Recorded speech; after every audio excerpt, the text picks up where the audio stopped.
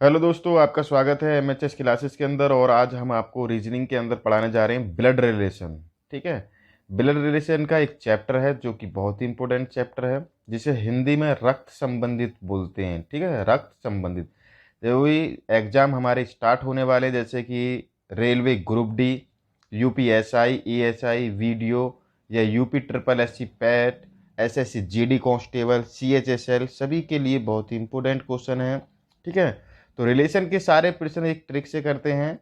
ठीक है। देरी ना करते हुए मैं आपको बता दूं कि अगर आप हमारे चैनल पर नए हैं तो प्लीज़ चैनल को ज़रूर सब्सक्राइब करें, बेल दबाएं नई नोटिफिकेशन पाने के लिए। रिलेशन होता क्या है मेरे प्यारे दोस्तों, मैं आपको बता दूं।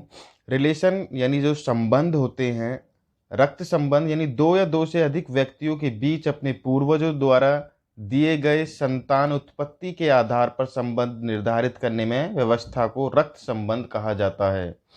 जैसे कि आपको ये टेबल दिखाई दे रही है, इसमें देखिए यहाँ एक स्वयं की पीढ़ी दिखाई दे रही है तुम्हें। ठीक है, स्वयं की पीढ़ी जिसमें कि हम हैं, जिसमें क्या होता है, पति हुआ, भाई, चचेरा भाई, ममेरा भाई, मौसेरा भाई, फुफेरा भाई, बहनोई, साला, देवर, जेठ, साली या पति। ये क्या है, हमारी स्वयं की पीढ़ी है।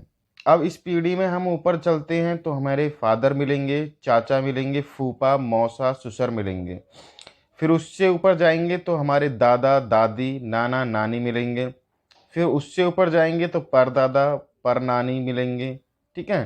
तो हमारे से ऊपर कितनी पीढ़ी है, 3 पीढ़ी। ऐसे ही तुम्हारे, ये तो मेल थी पुरुष के, और फीमेल में भी यही है, पत्नी, बहन, चचेरा, बहन। ठीक है। और ऊपर माँ, चाची, बुआ, मौसी, सास, दादी, नानी, परदादी, परनानी। अब स्वयं से नीचे जाते हैं, अब हमारे नीचे भी फैमिली है। तो हमारे जो नीचे फैमिली होगी उसमें क्या है, पुत्र होगा, भतीजा होगा। ठीक है, पुत्र होगा, भतीजा होगा, भांजा होगा, दामाद होगा। और जो दूसरी पीढ़ी आएगी उसमें हमारे पोते होंगे, नाती होंगे। ठीक है, नातनी होंगी। अब फिर जो तीसरी और पीढ़ी आएगी, परपोती होंगी, परनातनी होंगी, परपोती या परनातनी के पति होंगे। ये क्या है, हमारी तीसरी पीढ़ी में। जो हम स्वयं हैं, 3 पीढ़ी ऊपर होती हैं और 3 ही हमारी नीचे होती हैं। ठीक है। ये तो एक संबंध थे कि हाँ, ये संबंध सभी को पता होंगे। अब इसमें क्या है, सबसे मेन बात ये कि हम जो पुरुष होते हैं, मेल के लिए हमें हमेशा पॉजिटिव चिन्ह का उपयोग करना है, और वुमेन के लिए यानी महिला के लिए हमें नेगेटिव चिन्ह का यूज करना है। ओके, जिससे कि हमें पता पड़ता रहे कि ये पुरुष है और ये महिला है। जो भी लोग जुड़ रहे हैं प्लीज़ वीडियो को लाइक और शेयर करें अपने फ्रेंडों में। फिर उसके बाद हम क्वेश्चन कराते हैं, और वीडियो को ज़रूर लाइक मारें मेरे प्यारे दोस्तों। अगर नए हैं तो चैनल को ज़रूर सब्सक्राइब करिए। क्वेश्चन फर्स्ट हमारा ये कहता है कि शंकर मीता का भाई है। शंकर जो है मीता का भाई है।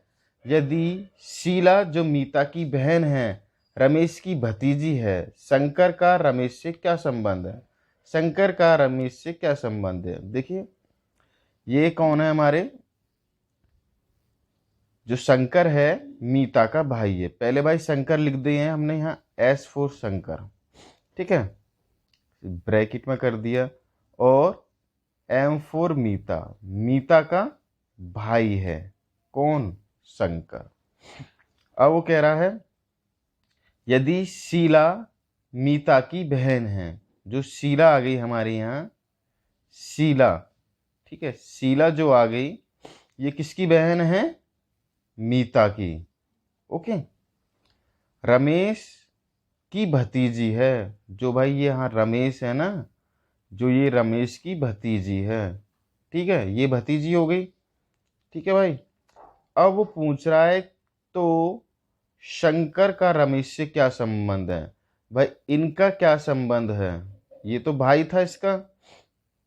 जब ये भतीजी है, भाई ये भतीजी है, दिखाई गई है ये भतीजी है, तो भाई ये भतीजा होगा। ठीक है, भतीजा होगा। आगे समझ में, बिल्कुल इस तरीके से होंगे। तो यहाँ से हमारा सेकंड ऑप्शन बिल्कुल सही हो जाएगा, बी ऑप्शन। ओके। तो चलते हैं नेक्स्ट क्वेश्चन की ओर। नेक्स्ट क्वेश्चन कहता है कि गरिमा परिचय देते हुए राकेश से कहा कि उसके पिताजी मेरे पिताजी के इकलौते पुत्र हैं। उसके पिताजी मेरे पिताजी के इकलौते पुत्र हैं। आप बताएं कि राकेश गरिमा से किस प्रकार संबंधित है। गरिमा से किस प्रकार संबंधित है। तो मेरे प्यारे मित्रों, इसमें करना क्या है, ये हमारी क्या है, गरिमा। ठीक है, गरिमा लिख दीजिए भाई। गरिमा, गरिमा का परिचय देते हुए राकेश ने कहा, राकेश ये रहे हमारे। ठीक है, ये हमने यहाँ राकेश बैठा दिए। ओके, तो वो कहती है कि उसके पिताजी, ठीक है, उसके पिताजी, किसके, मेरे पिताजी और उसके पिताजी। ये हमने ऊपर गया, ये कौन थे, पिता। ठीक है, और उसके पिताजी ये रहे। ठीक है, उसके पिता और मेरे पिता के इकलौते पुत्र के, यहाँ कोई इकलौता पुत्र है। ठीक है, ये इकलौता पुत्र है। ठीक है, तो भाई इसके पिताजी और मेरे पिताजी, ठीक है, इसके पिताजी और मेरे पिताजी। ओके भाई, इसके पिताजी और मेरे पिताजी के इकलौता पुत्र है ये रहा।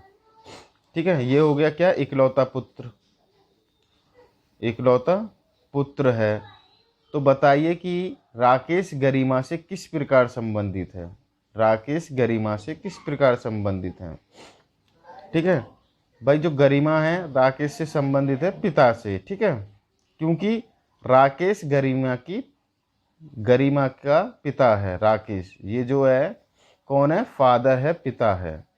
ठीक है, तो कहने का मतलब ये है कि गरिमा का परिचय देते हुए राकेश ने ही तो कहा था कि उसके पिताजी मेरे पिताजी के इकलौते पुत्र हैं।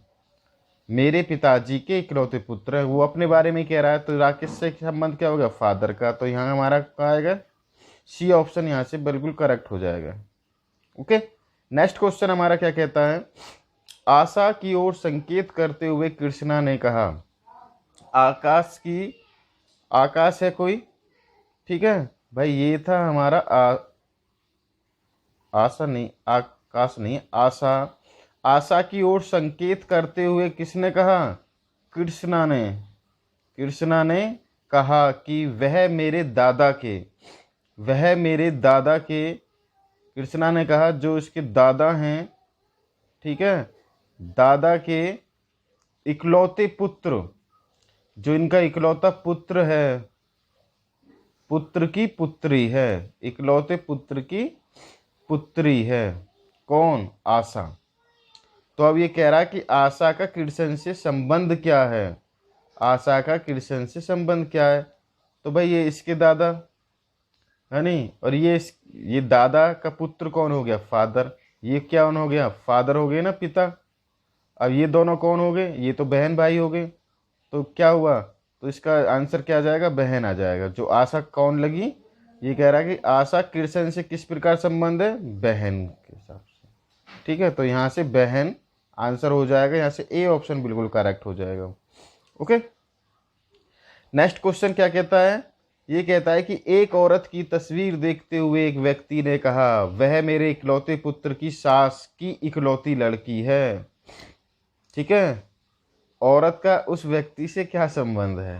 ठीक है, अभी रुक जाओ, एक औरत, ठीक है, एक औरत है, तस्वीर में देखते हुए उसने कहा कि वह मेरे पुत्र, ठीक है, वह मेरे पुत्र, इकलौता पुत्र है कोई।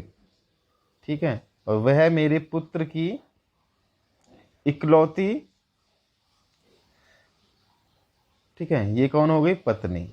एक तस्वीर की ओर इशारा करते हुए एक व्यक्ति ने कहा, यहाँ कौन है, मेल।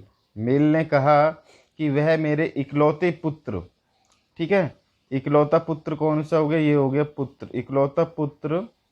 ठीक है, और इकलौता पुत्र की सास है। ओके, तो ये कौन है? सास। सास कहाँ गई यार?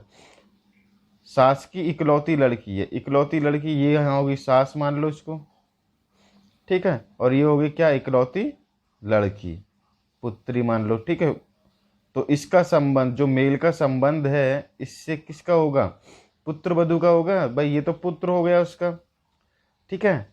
एक औरत की तस्वीर देखते हुए एक व्यक्ति ने कहा, वह मेरे इकलौते पुत्र, देखा किसको? इसको, है नहीं, इकलौते पुत्र, यानी ये रहा इसका पुत्र, मेरा पुत्र, ठीक है, मेरे पुत्र की पत्नी, ठीक है।